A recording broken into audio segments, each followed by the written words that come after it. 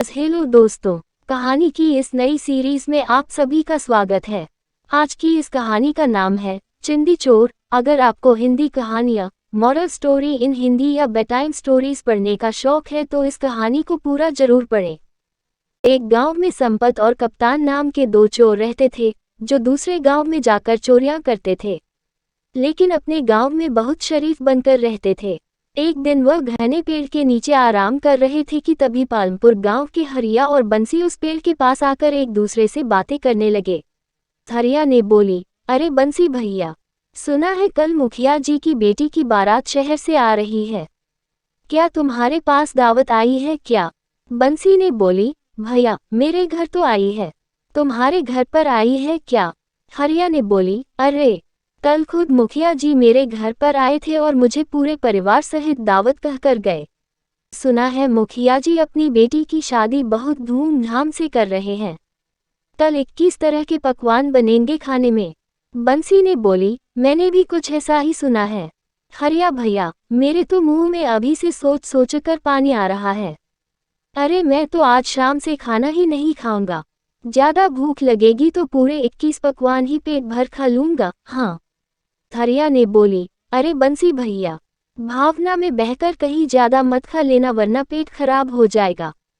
क्या फायदा, पूरे 21 पकवान के स्वाद के चक्कर में तुम्हें 21 दिन भूखा रहना पड़े।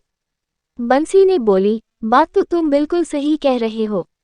हरिया भैया, वैसे कुछ भी कहो, आसपास किसी भी गांव में आज तक ऐसी शादी का इंतजाम नहीं किया गया जैसा कल मुखिया जी अपनी बेटी की शादी का कर रहे हैं। हरिया ने बोली, अरे भाई, लड़का कलेक्टर है, मुखिया जी ने इस शादी के लिए अपनी पूरी 10 बीघा जमीन बेची है और वो सारा पैसा शादी में ही खर्च कर देंगे। बंसी ने बोली, चलो हरिया भैया, अभी से तैयारियों में जुट जाते हैं। हरिया ने बोली, बंसी भैया, मुखिया जी के साफ साफ आदेश हैं कि समारोह में अच्छे और ढंग के कपड़े पहनकर आने हैं, नहीं तो उनकी नाक कट जाएगी, इसीलिए कल हम दोनों को अच्छे कपड़े पहनने हैं। बंसी ने बोली, सही कहा तुमने, मैंने तो पहले से ही शहर से अपने लिए एक कोट पैंट सिलवा लिया था। चलो अब चलते हैं। इतना कहकर वो दोनों वहां से चले गए। उनकी बात सुनकर संपत और कप्तान, जो कि पेड़ के पीछे उन दोनों की बातें चुपके चुपके से सुन रहे थे, उनकी आंखों में चमक आ गई। संपत ने बोली, सुना कप्तान, पालमपुर गांव के मुखिया की बेटी की शादी कलेक्टर से हो रही है। कप्तान ने कहा, इस गांव का नाम सुनो सुनो सा लगता है। संपत ने कहा, अरे बेवकूफ, ये वही गांव है जहां पर कुछ महीनों पहले हमने जमींदार की बेटी के दहेज के आभूषण चुराए थे, जो शहर में बहुत महंगे बिके थे। कप्तान ने बोली, याद आ गया, और तुमने उन पैसों में बेईमानी कर ली थी और मुझे मेरे हिस्से से कम पैसे दिए थे। याद आ गया। संपत ने कहा, अबे मेहनत भी तो मैंने सबसे ज्यादा की थी। तूने क्या किया था? सिर्फ बारात में खड़े होकर अंग्रेजी में लोगों से बस हाय हेलो करा था, तुम तो कुछ कर ही नहीं रहे थे। कप्तान ने कहा, गांव की लड़कियों से नैन मटक्का कौन कर रहा था भाई? अगर मैं चेतावनी नहीं देता तो तुम उसी वक्त रंगे हाथों पकड़े जाते और साथ में मैं भी। हाँ। संपत ने बोली, अबे वो सब छोड़, कल उसी गांव के मुखिया की शादी है। कप्तान ने कहा, सही कहा तुमने संपत, इसका मतलब मुखिया ने खूब दान दहेज का प्रबंध भी किया होगा। अरे जाने किस तरह के पकवान खाने में बनवा रहा है, तो बेटी के लिए सोने के आभूषण कितने महंगे महंगे बनवाए होंगे। हमें किसी भी कीमत पर उन आभूषणों को चुराना होगा, समझा? कप्तान ने बोली, लेकिन कैसे, अगर हम दोनों पहचान में आ गए तो? संपत ने कहा, तुमने सुना नहीं, वो दोनों बेवकूफ क्या बोल रहे थे कि शादी में अच्छे से अच्छे कपड़े पहनकर आना है।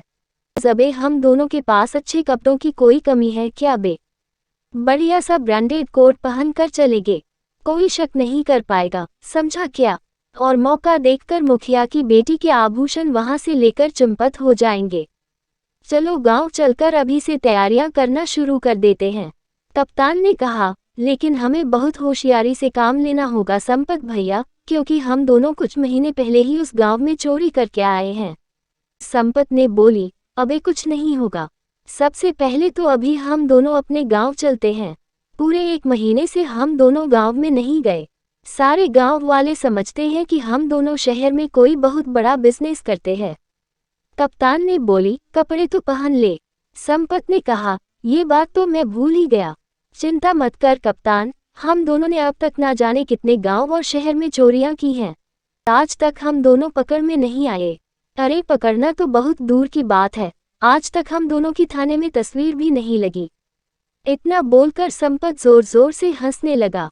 उन दोनों ने अपने बैग में से शहर के कपड़े निकालकर पहन लिए और अपनी मोटरसाइकिल स्टार्ट करके अपने गांव पहुंच गए। वो दोनों अपने गांव पहुंचे ही थे कि तभी गांव के दो व्यक्ति घसीटा और बल्ली ने उन दोनों को घेर लिया। घसीटा ने कहा, कैसे हो संपत भैया? संपत ने कहा, मैं तो ठीक हूँ घसीटा, तू बता। अब तो तेरी पत्नी तुझे घसीट घसीट कर नहीं मारती ना? घसीटा ने बोली, तुम भी कमाल करते हो संपत भैया, तुम्हारी मजाक करने की आदत अब तक नहीं गई। संपत ने कहा, क्या करे घसीटा, तुझे देखकर ही मजाक करने का मन है। मुझे लगता है ये तेरी शक्ल ही कुछ ऐसी है यार। घसीटा ने बोली, अरे वो सब छोड़ो संपत भैया, ये बताओ मैंने सुना है कि शहर में मेट्रो रेल बहुत अच्छी बनी है। संपत ने कहा, अरे बेवकूफ, वो मेट्रो रेल नहीं, वो मेट्रो होती है मेट्रो। घसीटा ने कहा, अरे हमारे लिए तो मेट्रो और मेट्रो क्या फर्क है भैया? बल्ली ने बोली, अच्छा संपत भैया, मैंने सुना है मेट्रो रेल में बहुत सुंदर सुंदर कन्याएं भी नृत्य करती है।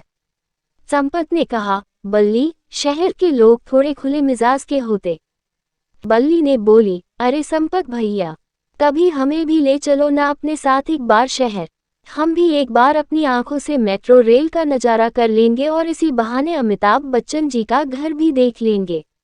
संपत ने बोली, अबे बेवकूफ़ आदमी, मेट्रो ट्रेन दिल्ली में है और अमिताभ बच्चन का घर मुंबई में है। बल्ली ने बोली, ये क्या बात कर रहे हैं संपत भैया, हम तो पिक्चर में देखे थे कि अमिताभ बच्चन मेट्रो रेल में सवार होकर अपने घर जाते हैं।